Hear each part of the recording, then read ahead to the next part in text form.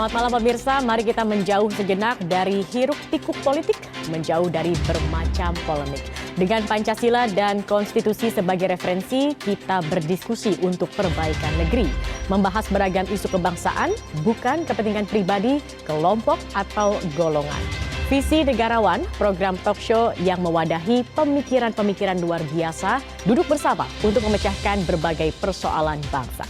Bersama saya, Zakia Arfan. Dan sudah hadir malam hari ini narasumber-narasumber hebat kita. Sudah ada Profesor Dr. Al-Makin, Rektor Universitas Islam Negeri Sudan Kalijaga. Selamat malam, Pak Al-Makin. Sehat-sehat selalu. Dan kemudian juga ada Profesor Dr. Hamdi Muluk, Guru Besar Psikologi Universitas Indonesia. Selamat malam, Pak Hamdi, apa kabar? Sehat-sehat? Alhamdulillah. Baik, dan terakhir ada Kiai Haji Dr. Marsudi Syuhud Cendikiawan yang juga merupakan Wakil Ketua Umum Majelis Ulama Indonesia. Assalamualaikum, selamat malam Pak Marsudi. Apa kabarnya? Baik, dan pemirsa kita akan saksikan dulu tayangan berikut ini terkait dengan tema kita dalam Visi Negarawan malam hari ini. Judi online makin gawat. Itulah fenomena sosial yang tengah jadi perbincangan hangat di tengah masyarakat. Akun YouTube DPR bahkan diretas menampilkan judi online. Operator judi online tampaknya makin nekat. Agustus tahun lalu, PPATK menyebut perputaran uang judi online mencapai 2 triliun rupiah per tahun. Agustus tahun ini, Menkominfo menyebut satu situs judi online saja dapat meraup omset 27 triliun rupiah per tahun. Dalam sehari, warga yang terjerumus judi online mencapai 30.000 orang. Indonesia terkenal sebagai bangsa religius. Kuota haji Indonesia misalnya selalu paling besar di dunia. Ratusan ribu kuota setiap tahun pun tak mampu menampung tingginya antusiasme masyarakat untuk beribadah haji. Di sejumlah daerah, antrean untuk berangkat haji mencapai lebih dari 40 tahun. Tidak heran bila para pendiri bangsa meletakkan prinsip ketuhanan sebagai dasar negara yang pertama. Cendekiawan Nurholis Majid pernah mendalilkan, agama bukan hanya kepercayaan kepada yang ghaib dan melakukan ritual tertentu. Agama adalah keseluruhan tingkah laku manusia yang terpuji, yang membentuk keutuhan manusia berbudi luhur atau akhlakul karimah. Jejak pendapat Pew Research Center bertajuk The Global God Divide menghasilkan 96% responden di Indonesia menganggap keimanan seiringan dengan moral. 96% responden juga mengaku rutin berdoa dan beribadah. 98% responden juga menganggap agama penting dalam hidup mereka. Majalah CEO World dan Global Business Policy Institute juga pernah mengukur tingkat religiusitas di 148 negara. Hasilnya, Indonesia berada di posisi ke-7 dunia dengan skor 98,7. Jejak pendapat Statista Global Consumer Survey juga memasukkan Indonesia dalam jajaran negara dengan tingkat religiusitas 80 hingga 90%. Apakah tingginya tingkat religiusitas berbanding lurus dengan tingkat moralitas? Judi dan korupsi adalah dua penyakit moral yang sulit diberantas. Semua agama mengajarkan kebaikan dan melarang kejahatan. Dan bila religiusitas tidak berkorelasi linear dengan moralitas, yang salah tentu bukan agama, namun manusianya. Maka terjadilah dekadensi moral. Karena kita tidak menyentuh substansinya. Yang kita lihat hanya dari kulit luar. Madrasah bertambah. Masjid bertambah. Surau bertambah. Kelenteng, pura, dan semuanya bertambah. Tetapi yang kita harapkan tidak ada tambahan nilai kuantitatif hormat batas. Tapi peningkatan bangun kesadaran, ada soul, ada roh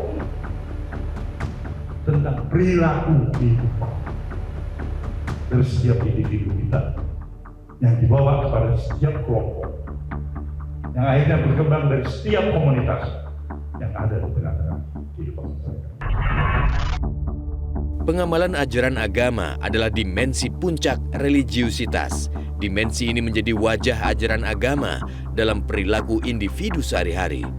Menurut filsuf Jerman Immanuel Kant, moralitas religius merupakan kepatuhan manusia terhadap kehendak dan perintah Tuhan. Moralitas harus ditelakkan pada kasta tertinggi di atas persoalan ekonomi atau politik. Bung Hatta pernah berkata, kurang cerdas dapat diperbaiki dengan belajar, kurang cakap dapat dihilangkan dengan pengalaman, namun kurang jujur sulit diperbaiki. Itu artinya moralitas adalah karakter yang menentukan masa depan bangsa. Krisis moral bangsa spiritual itulah yang menjadi tema dalam Visi Negarawan malam hari ini dan kita akan langsung membahasnya bersama dengan para narasumber. Saya ingin ke Pak Al-Makin dulu. Tadi kita sudah mendengarkan satu tayangan begitu ya, bagaimana kemudian kita melihat ada pergeseran saat ini. Tetapi pertanyaannya, benarkah saat ini Indonesia bisa dikatakan mengalami krisis moral atau ini hanya konstruksi post-truth saja begitu? Oke, baik Pak Zakia dan para pemirsa semuanya. Jadi paling tidak ada dua model moral yang perlu kita perhatikan.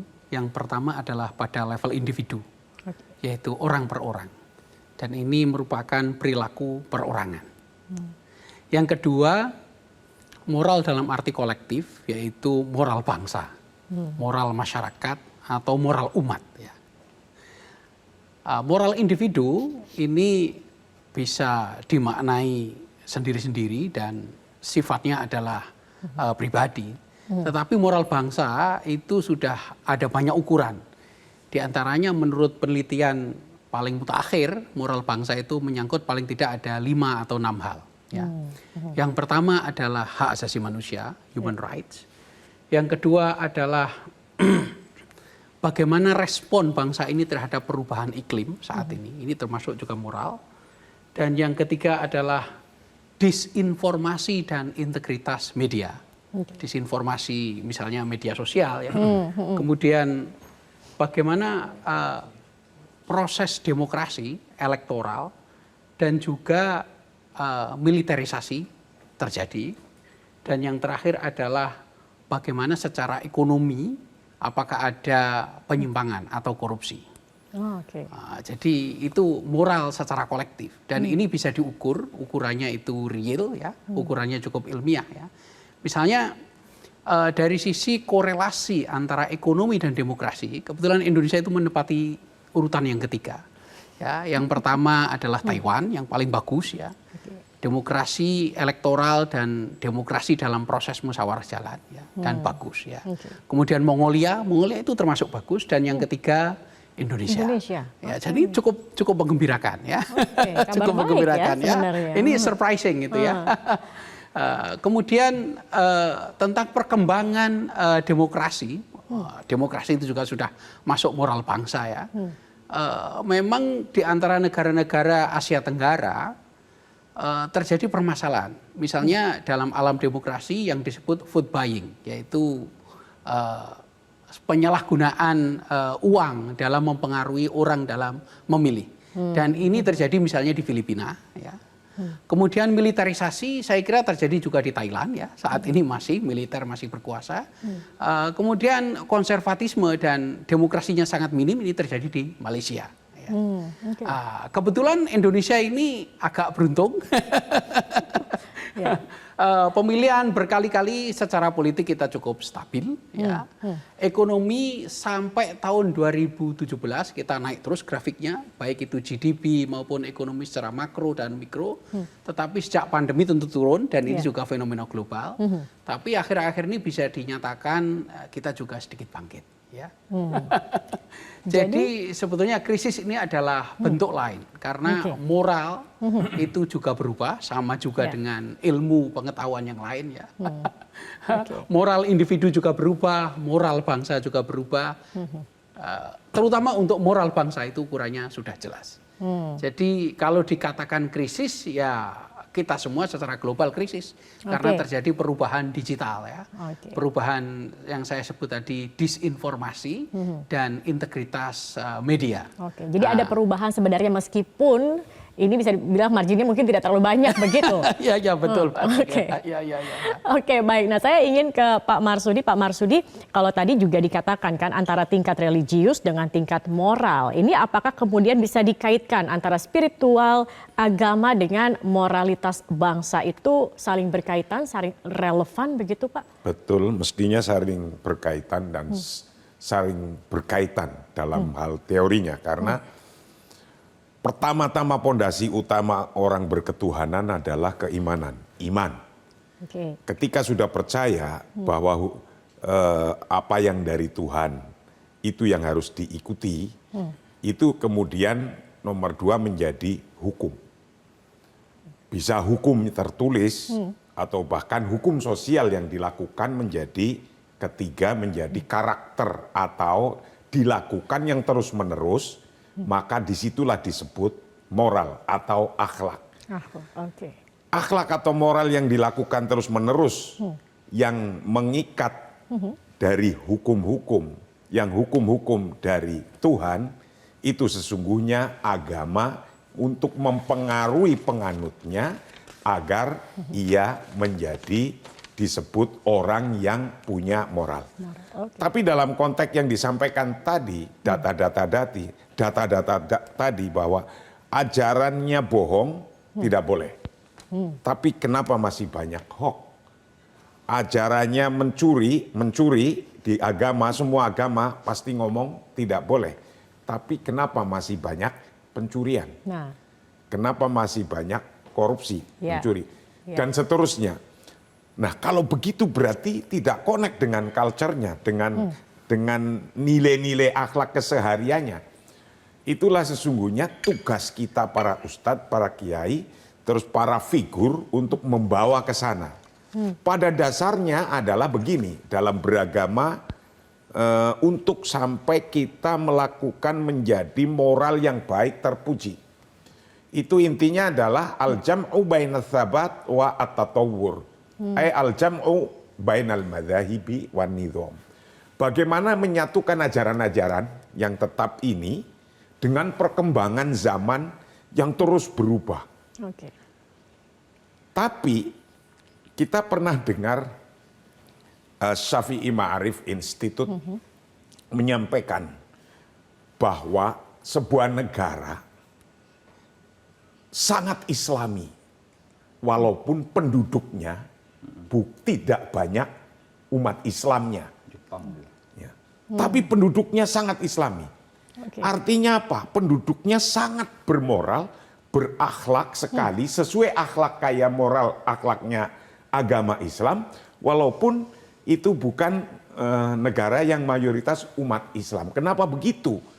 Itu sesungguhnya menggabungkan antara hukum sabat dengan perkembangan zaman. Yang perkembangan zaman ini, hari ini, alhamdulillah ada IT, ada CCTV, ada semuanya, itu bisa mempengaruhi perilaku kita. Contoh saja, ketika di sini masih banyak orang nyerobot lampu merah, itu artinya moral kita masih rendah. Menghormati tatanan hukum itu masih rendah. Atau masih banyak yang menyiasati hukum itu sendiri.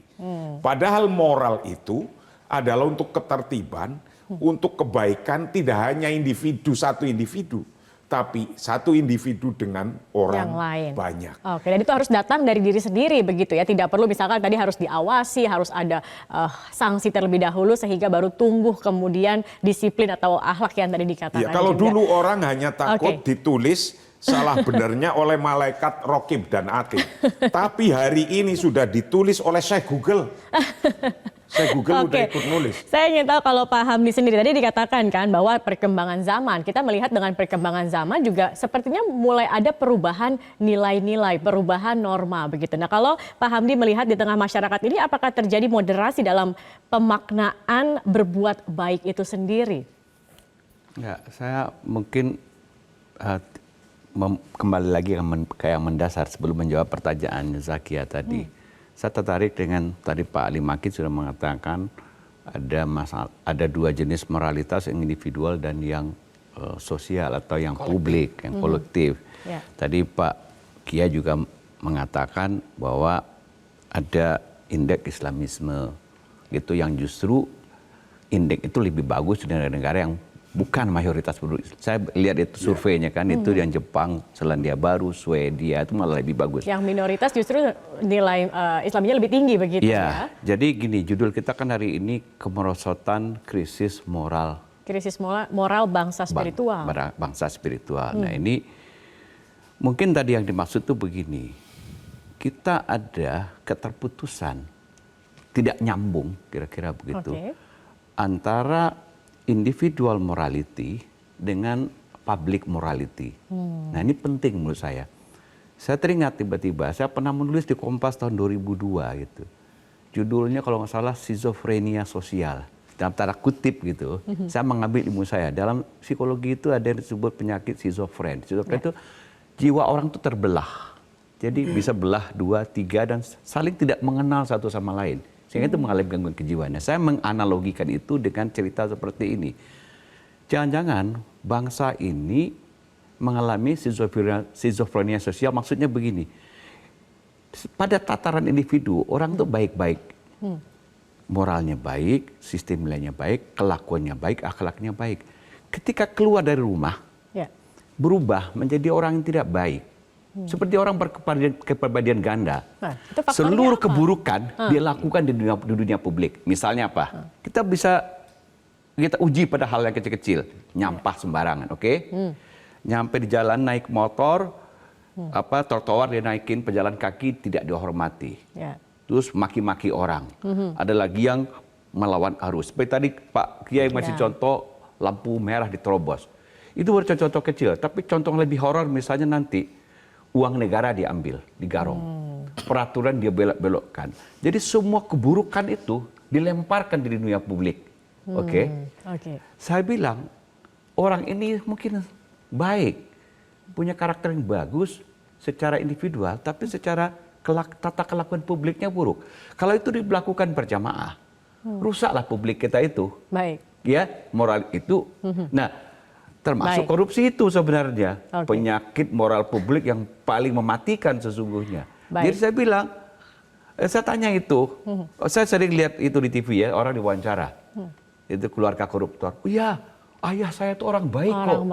Orang baik, bapak yang baik, semua di rumah baik-baik. Jadi ada korupsi. Tidak nyambung antara moral sebagai individual morality dengan public morality. Pertanyaannya, yang mana yang kita perbaiki lebih dulu? Nah, tapi dijawabnya nanti boleh tidak, Prof Hamdi? Karena kita harus jeda dulu. Nah, pemirsa nanti kami akan lanjutkan, kita akan menjawab dari pertanyaan dari Prof Hamdi itu. Usai jeda, tetap bersama kami di Visi Negarawan. Yang mana yang benar?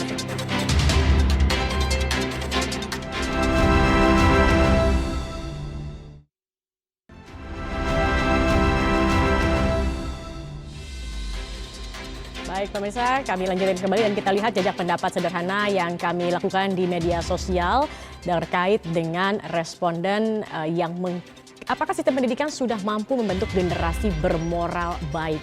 76% mengatakan belum, 24% mengatakan sudah. Nah, ini banyak yang berpendapat bahwa sistem pendidikan belum mampu membentuk generasi yang bermoral baik. Makin ini bisa menjadi PR tampaknya nih untuk para akademisi kalau ternyata sistem pendidikannya belum baik. Bagaimana Anda melihat kemudian sistem pendidikan juga bisa berpengaruh begitu? Apalagi tadi dikatakan antara moral individual dan moral bangsa ini tidak nyambung, nggak connect begitu. Ini terjadi di Indonesia saja apa memang secara global seperti ini? Oke, baiklah. Mari kita lihat Hong Kong, Australia, dan negara-negara Skandinavia. Agama itu tidak menjadi penting di level individu dan di level keluarga. Di negara Hong Kong, Australia, Skandinavia, dan negara-negara Eropa. Ya. Begitu juga Jepang, ya. Prof Hamdi mengatakan itu. Tetapi yang menarik, negara-negara itu menekankan moral sejak SD. Bahkan moral yang seharusnya menjadi ciri khas kita. Misalnya moral toleransi, moral menghargai perbedaan atau keragaman. itu hampir ada pelajaran dan praktek itu di Australia, di Hong Kong, dan negara-negara Skandinavia. Termasuk juga di Kanada, mau saya sebutkan sekalian. Tetapi di Indonesia yang ironis adalah agama itu dimaknai sebagai simbol, agama dimaknai sebagai performa atau sebagai penampilan atau persona. Persona itu dari bahasa Latin ya, artinya mask, topeng ya. Dan agama dijadikan alat untuk tampil di publik. Tetapi inti dari moralnya itu sepertinya kurang kena. Nah, ini pendidikan mempunyai tugas yang saya kira sangat penting ya, untuk menjadikan moral agama ini sebagai moral publik. Ya seperti dinyatakan Pak Yai tadi, Pak Yai Suhud tadi, misalnya patuh pada hukum, sederhana aja, lampu merah gitu ya, tidak membuang sampah, Prof. Muluk tadi, ini adalah moral dan itu sebetulnya inti, tetapi kita tidak mengingatkannya. Tapi yang kita ingatkan adalah simbol ya, seperti misalnya simbol penampilan ya, pakai gamis yang beragama, dikedepankan begitu. Betul. Padahal kalau kita agama itu turun untuk memperbaiki akhlak begitu kan seharusnya. Bukan untuk penampilan, bukan untuk fashion ya. Di kita itu agama sebagai fashion ya, tidak sebagai alat untuk meyakinkan orang, tapi tidak untuk laku, baik itu secara kolektif maupun secara individu. Baik, jadi sebenarnya yang harus dikedepankan adalah moral agamanya. Moral begitu. agama, itu yang bukan menjadi penting untuk kemudian membentuk agamanya. dari karakter bangsa itu sendiri. Baik, nanti kita lanjutkan kembali. Ini tampaknya perbincangannya semakin hangat, tetapi kita harus ikuti dulu headline news berikut ini pemirsa. Tetap bersama kami di Visi Negarawan. Kami akan kembali usai headline news pukul 22 waktu Indonesia Barat.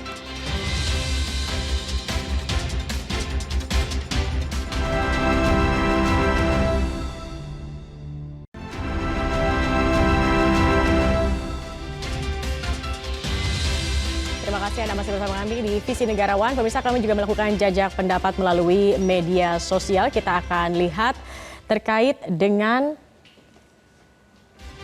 berikut ini, apakah membenahi moralitas bangsa hanya tugas tokoh agama.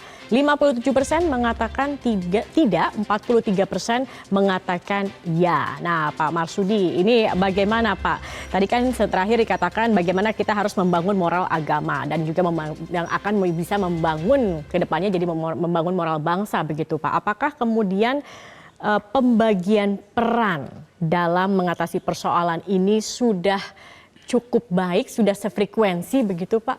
Ya, memang mengajarkan untuk menjadi bangsa ini punya moral yang baik, baik secara individu-individu atau secara kelompok, itu yang paling efektif pertama harus ada contoh. Contoh, kalau ada contoh maka Rasulullah itu sesungguhnya menjadi contoh yang terbaik agar orang itu menirunya mudah, melihatnya mudah. Nah, contoh itu berarti dari atas. Ya. Itu yang pertama. Nomor dua, bahwa tidak mungkin akan bisa dilakukan oleh sendiri-sendiri. Kiai doang dan ustadznya nggak cukup. Berapa kiai sih se-Indonesia, penduduknya hampir 300 juta. Tapi contoh yang dilakukan baik dari bapak ibunya kalau di rumah tangga, atau tokoh di se-RT-nya kalau se-RT-nya, sehingga di situ punya culture akhlak yang baik sekelilingnya, serumah tangganya, bahkan se-RT-nya, sekampungnya. Kalau dimulai dari yang kecil kemudian membesar, itu menjadi karakter bangsa. Memang tidak boleh berhenti, kiai ya harus berusaha, ustadznya juga demikian, ibu bapaknya juga demikian, tapi pimpinan bangsa itu lebih utama. Pimpinan politik yang di atas-atas ini juga harusnya memberikan contoh. Karena memberikan contoh itu adalah hal yang sesuatu yang memang dibutuhkan. Kenapa sih di bulan Maulid ada maulidan? Itu kan hanya kita menceritakan bahwa contoh akhlak itu Rasulullah. Maka diperingati terus. Itu tujuannya agar penganutnya itu punya akhlak seperti akhlaknya Rasulullah itu. Lah nanti diturunkan, tadinya contoh dari Rasulullah menjadi pemimpinnya, sampai pemimpin desanya, sampai pemimpin RT-nya, sampai pemimpin klubnya, sampai ke pemimpin kumpulan-kumpulannya. Itu memudahkan dari situ. Oke. Jadi dimulai sebenarnya dari lingkungan terkecil keluarga, tetapi juga sebagai pejabat ataupun juga atas ini yang harus juga memberikan contoh begitu ya, bagaimana kemudian bermoral yang baik dalam tatanan kehidupan sehari-hari untuk masyarakat. Baik, kita sudah ada lagi jajak pendapat yang kami lakukan di media sosial. Apakah Anda pernah dimusuhi atau dijauhi karena bersikap jujur? Ini menarik ini Pak Hamdi, karena 91% mengatakan pernah dijauhi karena bersikap jujur, hanya 9% yang mengatakan tidak pernah. Nah, ini bagaimana kita bisa mengedepankan kejujuran, berperilaku luhur, kalau kemudian di sekitar kita, kalau tadi kan harusnya memberikan contoh, ini malah bersikap seperti itu. Tadi salah satu dikatakan bisa menjauhi, ataupun juga ada penolakan begitu. Ya, sebenarnya permasalahan kita ini pernah secara serius diadres oleh negara lewat dulu konsep pertama 2014 itu yang Pak Jokowi canangkan, itu gerakan revolusi mental itu. Sebenarnya ini kan drivingnya adalah karena kita berangkat dari banyaknya krisis-krisis moral, krisis-krisis perilaku ya di bangsa ini yang kita tengarai banyak. Misalnya tadi yang kecil-kecil tadi, tidak disiplin, tidak tertib, buang sampah sembarangan. Terus mulai yang sangat serius, korupsi itu. Itu kan merusak sendi-sendi moral kebangsaan. Oleh karena itu, tidak cukup gerakannya hanya sepotong-sepotong. Waktu itu kita berpikir harus ada rekayasa sosial yang serius didukung oleh political will yang jelas. Itu namanya konsep revolusi mental itu. Kebetulan saya kan ada di situ dulu. Tapi kenapa tidak berjalan? Oh, tidak tahu saya. Oke. Tidak diteruskan itu. Jangan tanya ke saya. Tapi revolusi sosial itu sendiri, maksudnya rekayasa Saya sosial menjawab itu yang sendiri. tadi. Kenapa misalnya responden merasakan, saya kok menjadi jujur itu dimusuhin banyak orang. Iya. Karena jujur berintegritas. Nah, di konsep revolusi mental kita mengatakan itu bagaimana kita merevolusi mental itu kalau kita tidak membuat gerakan besar untuk merevolusi lagi nilai-nilai yang paling fundamental untuk mengatasi krisis-krisis moral itu. Apa yang paling fundamental? Itu namanya konsep integritas. Termasuk di dalam itu integritas itu lurus, hidup benar, hidup jujur, penuh tanggung jawab, tidak mencela-mencela, ya satu kata dengan perbuatan. Ya, dulu yang populer dulu almarhum Safi Ma'arif bilang itu pecahnya kongsi kata dengan perbuatan katanya. Itu tidak berintegritas. Itu apa? Penyebab krisis yang paling fundamental.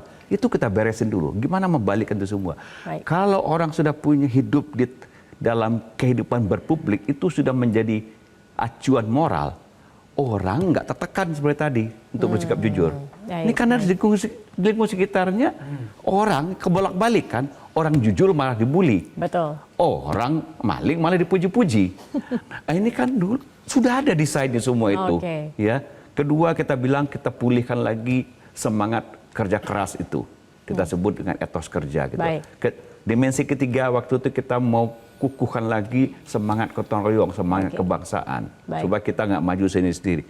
Itu sebenarnya bagus gitu konsep revolusi mental itu. Ada gerakan dulu untuk membuat Indonesia tertib, Indonesia maju, sayang Indonesia tidak diteruskan bersih, ya. Padahal Indonesia konsep tertib. seperti ini tidak bisa dihitung dalam 1-2 tahun saja. Ini itu harus harus dalam dibuatkan jangka panjang begitu ya. Semacam gerakan yang lebih revolusioner karena ini sudah mendalam krisis ini kan. Kalau kita anggap ini hanya insiden biasa, kan memang ada yang namanya kejahatan itu nggak akan hilang ya. Perilaku tidak bermoral itu 1, 2, 3 muncul, sifatnya insidental. Tapi kalau kita menganggap ini sudah sistemik, sudah mendasar, menyelesaikannya kan harus dengan revolusi. Itu kita sebut dulu revolusi mental. Baik. Gitu. Jadi kalau mau ini dihidupkan lagi. Harus bisa dihidupkan kembali begitu ya untuk mengatasi krisis moral ini sendiri. Baik, kita akan melihat lagi ini Bapak-Bapak sudah ada jajak pendapat selanjutnya yang kami lakukan. Apakah integritas dan kejujuran lebih penting dari pangkat, prestasi, dan kekayaan? 71% mengatakan ya, 29% mengatakan tidak. Nah, kalau kita berkaca pada Singapura begitu, pada 1 Juni tahun 79, mereka meluncurkan National Courtesy Campaign yang dimulai dengan hal sederhana, disiplin, antre, begitu kan. Dan kita lihat saat ini Singapura menjadi salah satu negara maju dengan tingkat korupsi yang rendah dan kriminalitasnya juga rendah begitu, dan menjadi negara maju dan juga kaya akan bermodalkan etika. Kenapa Singapura bisa, Indonesia tidak bisa? Oke, baik Mbak Zakia, Prof. Muluk dan Pak Yai Suhud ya. Kita ada 2 model kalau mau diikuti di dunia. Model yang pertama adalah mempertahankan karakter asli bangsa itu sampai kapanpun. Contohnya adalah Jepang, Cina, dan Korea. Tradisi apapun, iman apapun, teknologi apapun, perkembangan digital apapun, Cina, Korea, dan Jepang itu tetap mempertahankan watak aslinya. Sehingga sesuatu dari luar yang datang itu kemudian diramu menjadi sesuatu yang lain. Atau seperti Turki. Turki itu, mana Turkinya? Itu sudah berubah terus. Dulu itu tradisinya Yunani. Kemudian tradisinya Konstantinopel ya. Konstantinopel kan Kristen gereja Timur ya. Kemudian sekarang menjadi modern ya. Sehingga keturkiannya itu berubah-ubah terus. Jadi tidak tetap. Lah, menurut saya Indonesia mempunyai potensi yang luar biasa pada watak asli masing-masing suku dan etnis. Misalnya, Minangkabau itu mempunyai moralitas yang tinggi, khas Minangkabau. Jawa juga sama, mempunyai ajaran kuno yang adiluhung. Madura juga sama, Batak, Dayak juga sama. Dan kita sudah belajar bahwa semua iman, semua agama yang datang dari luar Indonesia masuk ke Indonesia itu diramu sedemikian rupa sehingga menjadi Indonesia. Islam di Indonesia itu tidak sama dengan yang ada di Timur Tengah. Kristen di Indonesia tidak sama dengan Kristen yang ada di Eropa. Buddha di Indonesia tidak sama dengan yang ada di Thailand. Hindu yang ada di Indonesia berbeda dengan yang ada di India. Ya. Ini artinya apa? Sebetulnya kita punya potensi yang bisa digali dari masing-masing daerah berupa 2 hal paling tidak. 1 moral, 2 karakter yang menjadi ciri khas. Nah, ini perlu digali. Tetapi sekali lagi bukan untuk penampilan, bukan untuk simbol-simbol yang dijual, tetapi yang sesungguhnya bahwa kita mempunyai moral dan mempunyai karakter yang asli Indonesia dari masing-masing pulau, dari masing-masing etnis yang sangat kaya. Dan ini namanya kalau dalam filsafat disebut local wisdom ya. Local wisdom. Kebijaksanaan yang khas Indonesia. Dan ini ada banyak dari Sabang sampai Merauke dan kita ada 17.000 pulau dan etnis kita 700. Jadi dengan mengedepankan itu sebenarnya juga bisa membangun disiplin, etika, moral bangsa. Betul, kita terjemahkan nilai-nilai yang misalnya tentang lingkungan ya. Tadi kan saya katakan sejak awal tentang lingkungan yang tidak direspon dalam sistem demokrasi kita. Ya. Sistem demokrasi kita belum mengatakan apa itu perubahan iklim, apa itu global warming, pemanasan secara dunia, apa itu krisis hutan dan lain-lain. Bagaimana dengan laut kita, dengan koral terumbu karang kita. Ini kita belum membicarakan itu dalam demokrasi kita dan dalam agama kita. Nah, ini adalah kesempatan Indonesia untuk membangun 2 hal itu tadi, moral dan karakter yang betul-betul berdasarkan kebijaksanaan lokal Indonesia. Oke, baik. Itu menjadi catatan dan juga PR begitu ya. Betul lah, para pemimpin kita seperti Pak Yai Suhud bisa itu memberi contoh gitu ya. Saya masih ingat beberapa orang pidato itu selalu menyitir khasanah-khasanah lokal. Selalu menyitir, tapi apakah dilaksanakan atau tidak itu soal lain. Oke, nanti kita lanjutkan kembali diskusi kita pemirsa karena kami harus jeda terlebih dahulu. Tetap bersama kami di Visi Negarawan.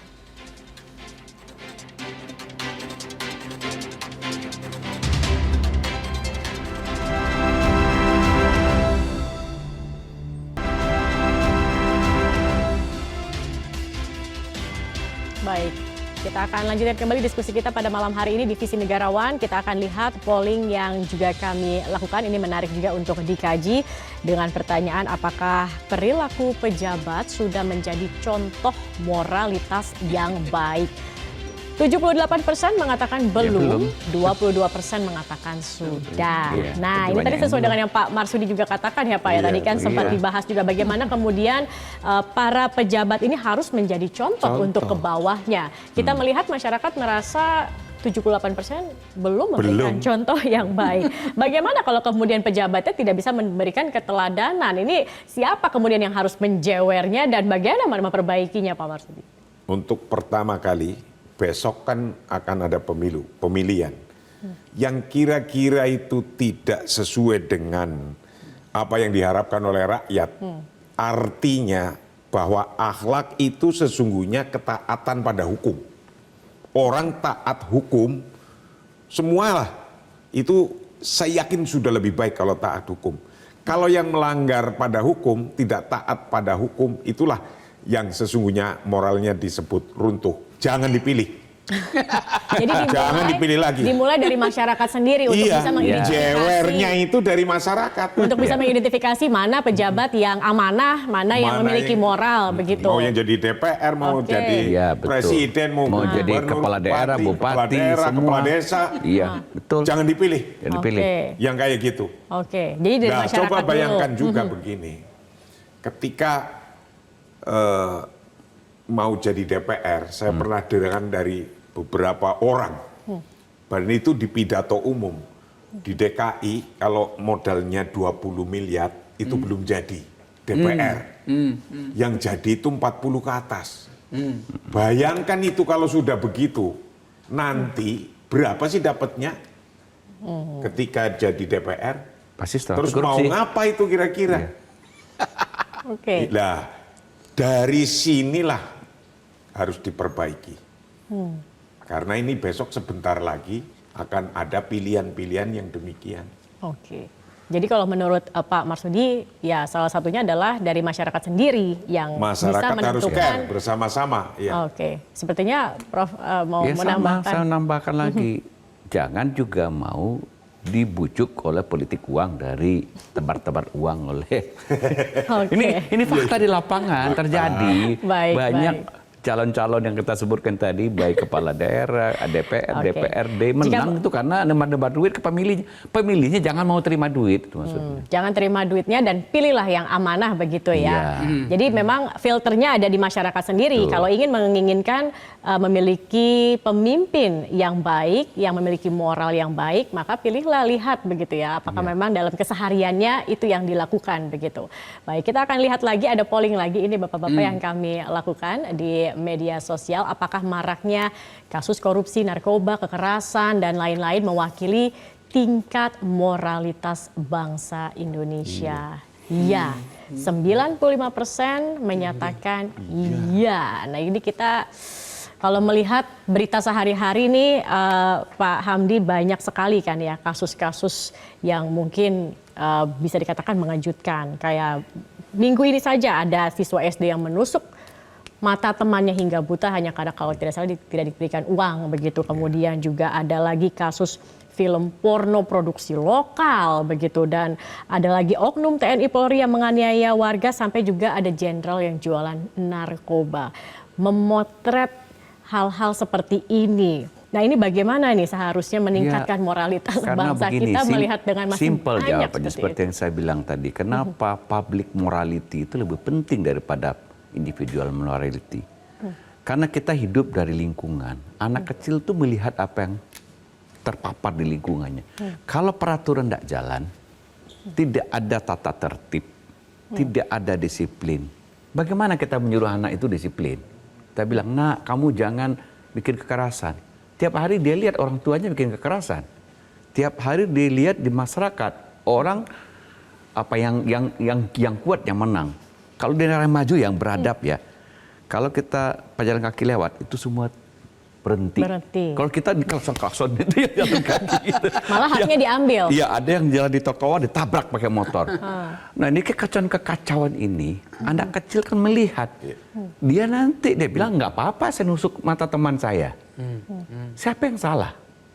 Ya kita tidak membuat tata publik kita tuh teratur, berintegritas, tertib, rapi, bersih, punya aturan yang jelas, hukum jalan.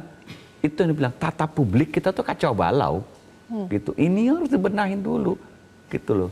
Jadi bahkan akhirnya ada orang yang moralitasnya bagus, tapi berhenti di tataran di rumahnya sendiri.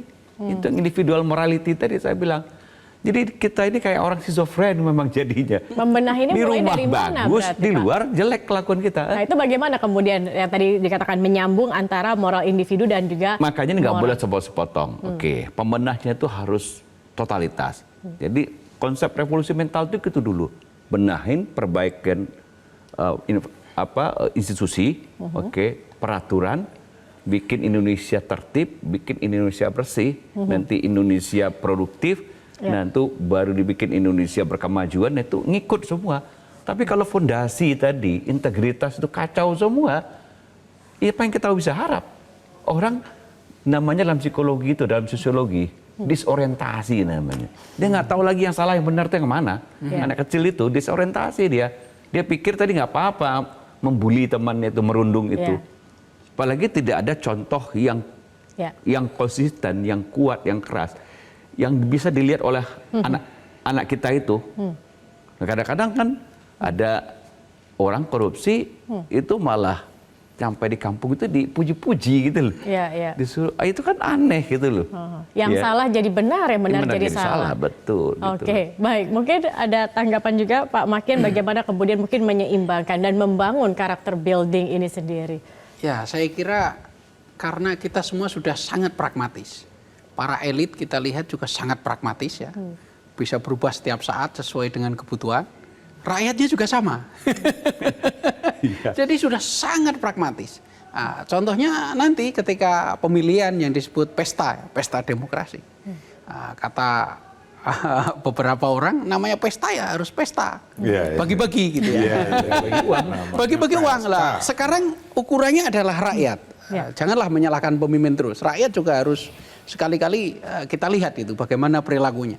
Apakah betul ketika dikasih uang itu tidak nerima gitu loh. Dan ini saya kira polling di Metro TV juga harus ada itu. Berapa yang persen yang menerima uang dan berapa persen yang tidak menerima uang. Saya kira 0,1% itu yang tidak menerima uang. Pas mengisi polling tidak jujur, terima tapi tidak terima. Nah, kenapa para eksekutif, legislatif kehilangan banyak uang? Karena mereka tahu rakyat mau dikasih uang untuk memilih. Mau diserang ketika fajar. Gitu. Coba kalau rakyatnya menolak, saya nggak mau dibayar, pokoknya saya memilih sesuai. Faktor ekonomi juga menjadi penyebab. Saya kira tidak ada lagi. Kurangnya moralitas kita. Saya kira tidak ada lagi. Misalnya begini, di Amerika, ingat nggak Barack Obama? Barack Obama itu tidak mengeluarkan uang loh untuk kampanyenya, tapi sebaliknya, Sumbang para pemilih lah, para voter lah yang urunan untuk menjadikan Barack Obama sebagai presiden. Ya, dan itu sudah terjadi juga. Bill Clinton juga sama, kecuali Donald Trump ya. Karena Donald Trump ini sangat kaya sehingga dia membiayai pemilunya sendiri. Lah di Indonesia saya kira pada level tertentu ada beberapa kepala desa yang benar-benar tidak mengeluarkan uang tapi rakyat yang membiayai. Itu ada beberapa kasus. Begitu juga saya dengar sampai level bupati ya. Ada yang bupati yang tidak banyak mengeluarkan uang karena rakyat menginginkan. Tapi ini cuma berapa persen. Lebih banyak kan sudah keluar banyak uang nggak jadi lagi. Berarti yang salah siapa? Kan yang dikasih mau ternyata ya. Jadi vote buying atau money politik ini tidak akan terjadi jika kita tidak terlalu pragmatis, rakyat tidak terlalu pragmatis. Jadi moral ini harus dua sisi, rakyat juga punya moral, pemimpin juga punya moral.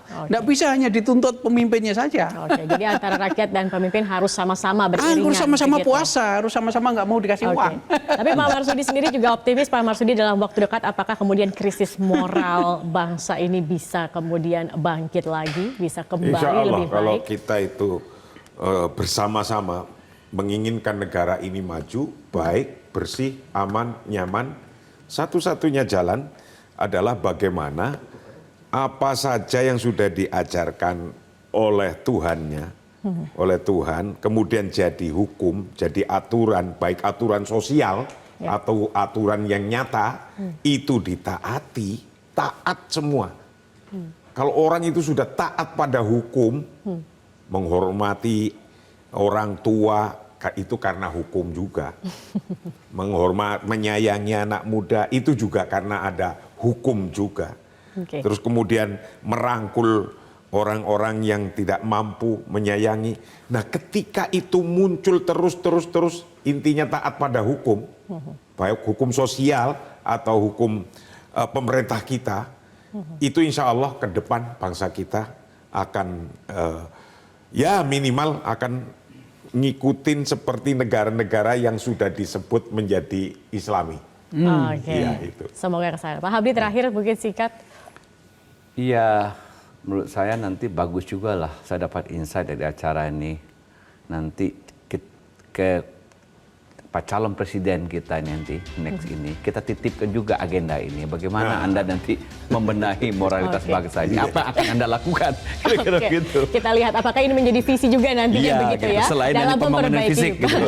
Oke, terima kasih banyak Profesor Dr. Hamdi Muluk, Profesor Dr. Al-Makin dan juga Kiai Haji Dr. Marsudi Syuhud sudah bergabung di Visi Negarawan malam hari ini. Dan pemirsa, demikianlah perbincangan kami terkait dengan krisis moral bangsa spiritual. Saya Zaki Arfan mewakili teman-teman yang bertugas mengucapkan terima kasih atas kebersamaan Anda. Selamat